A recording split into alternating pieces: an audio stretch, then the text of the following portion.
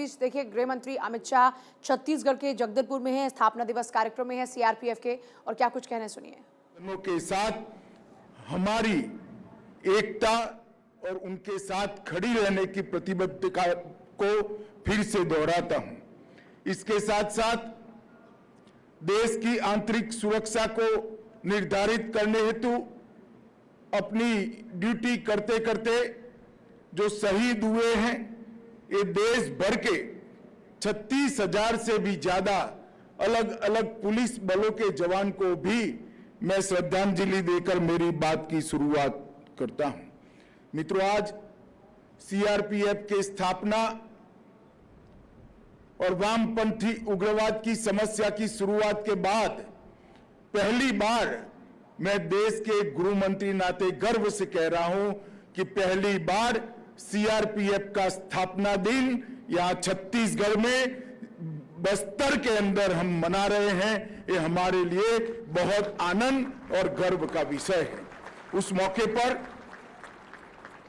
छत्तीसगढ़ क्षेत्र के अंदर वामपंथी उग्रवाद को समाप्त करने के अभियान का नेतृत्व करते हुए सीआरपीएफ के 763 जवानों ने अपना सर्वोच्च बलिदान दिया है। मैं वो सभी जवानों को मनपूर्वक श्रद्धांजलि देता हूं और उनके परिवारजनों को बताना चाहता हूं कि आज वामपंथी उग्रवाद के खिलाफ हमारी जो लड़ाई है, विजय के अंतिम पड़ाव पर जो खड़ी हुई दिखाई पड़ती है, इसकी नींव में आपके परिजनों के सर्वोच्च बलिदान का बहुत बड़ा योगदान है। उनके बलिदान से ही ये स्वर्णिम अक्षरों में विजय गाथा लिखी जानी है, इसका पूरे देश को संज्ञान है। मैं हृदय से उन सभी को नमन कर मेरी कृतज्ञता व्यक्त करता हूं।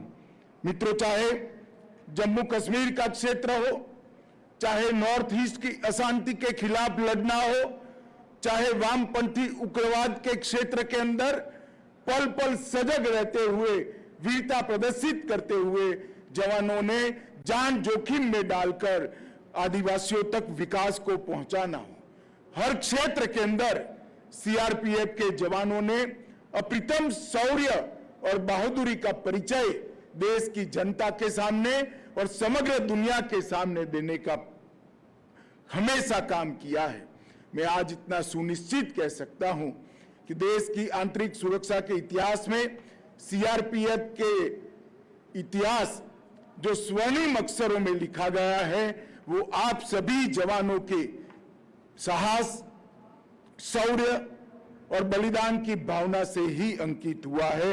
मैं फिर से एक बार आप सभी को बहुत बहुत बधाई देना चाहता हूं। मित्रों, आज स्वतंत्र सेनानी उषा मेहता जी की जन्मतिथि है। उनको भी मैं शीश झुकाकर नमन कर आगे बढ़ना चाहूंगा। आज कार्यक्रम में सीआरपीएफ के अलग अलग 3 प्रोजेक्ट का लगभग 174 करोड़ रुपए के विकास कामों का लोकार्पण भी हुआ है और हल्बी भाषा में साप्ताहिक समाचार बुलेटिन भी आकाशवाणी ने शुरू किया है। छत्तीसगढ़ के अंदर आदिवासियों की भाषा में पहला बुलेटिन, समाचार बुलेटिन शुरू करने के लिए मैं आकाशवाणी और दूरदर्शन को बहुत बहुत साधुवाद देता हूं। इससे न केवल हमारी स्थानीय भाषाएं मजबूत होगी, इस क्षेत्र में रह रहे आदिवासियों को अपनी ही भाषा में देश और दुनिया में जो कुछ भी घटित होता है, इसके समाचार सीधे मिल पाएंगे। इससे देश और दुनिया के साथ उनका संपर्क और उनकी जानकारी भी समृद्ध होगी, इसका मुझे विश्वास है। आज यहां पर नारी शक्ति थीम पर आयोजित सीआरपीएफ महिला मोटरसाइकिल का फ्लैग इन का भी कार्यक्रम है। इस 75 महिला जवानों ने 38 मोटरसाइकिलों के साथ 9 मार्च 2023 से लेकर 1848 किलोमीटर की यात्रा करते हुए आज यहां पर आए हैं। वो नारी शक्ति को मैं नमन करता हूं और उनके शौर्य से पूरे देश भर के अंदर महिला शक्ति का सशक्तिकरण हुआ है और सीआरपीएफ का भी किस प्रकार की नारी शक्ति सीआरपीएफ के पास है। ये वीरांगनाओं का परिचय आपने समूचे देश को दिया है और समग्र देश की बेटियों में उत्साह का संचार करने का काम किया है। मैं आप सभी को मन से बधाई देना चाहता हूं।